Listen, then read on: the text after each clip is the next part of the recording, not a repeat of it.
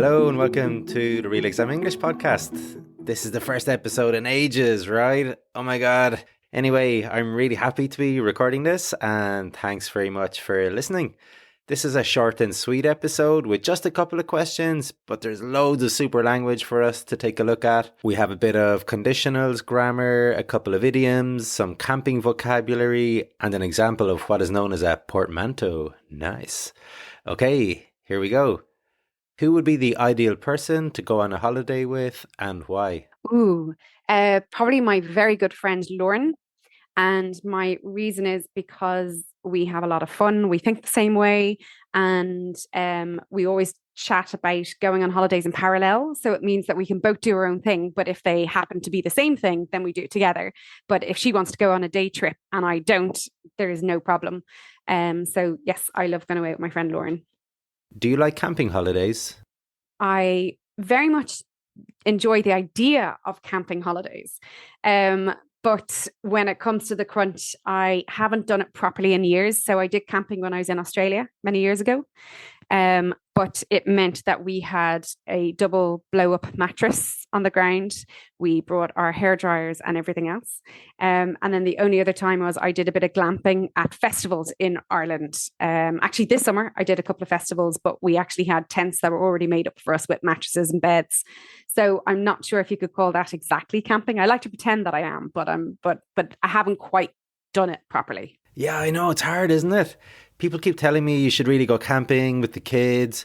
It's like, oh my God, it sounds like such a nightmare, really. Unless you're a dab hand at it, unless you are so prepared and you're full like scout leader, it is. Yeah, you need so much equipment. Yeah, you need everything. And unless you're a regular camp goer, I think it's really difficult. Unless you go to like the likes of France and have a big campsite set up. Okay, so in the first answer here, we have our old friend happen to be, which we use when something occurs by chance. So the full sentence was, it means we can do our own thing, but if they happen to be the same thing, then we can do it together. Meaning, of course, if by chance our activity is the same, then we can do it together. In the second answer, we heard this great idiom when it comes to the crunch.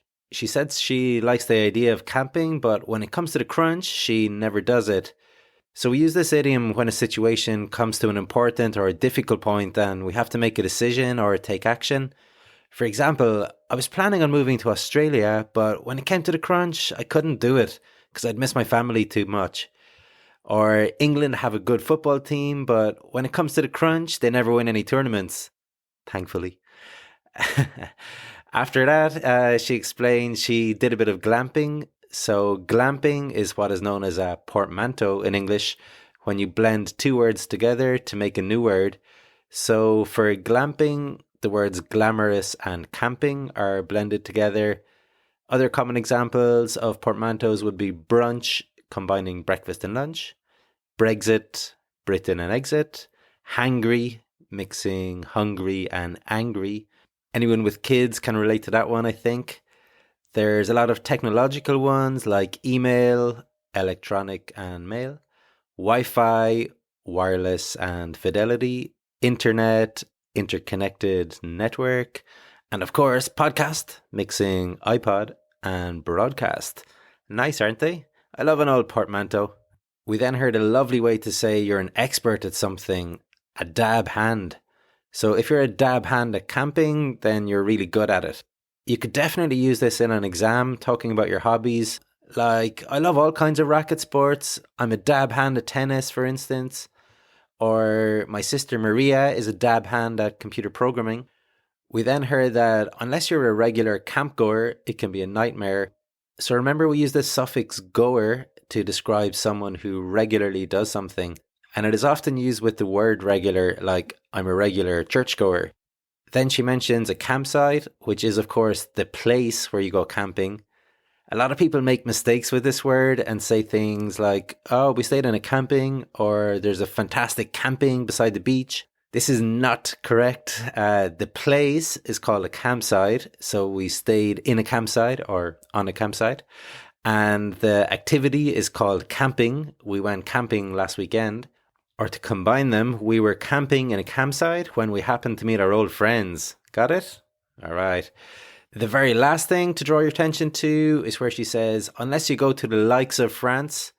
So you could, of course, say, unless you go to somewhere like France or similar to France.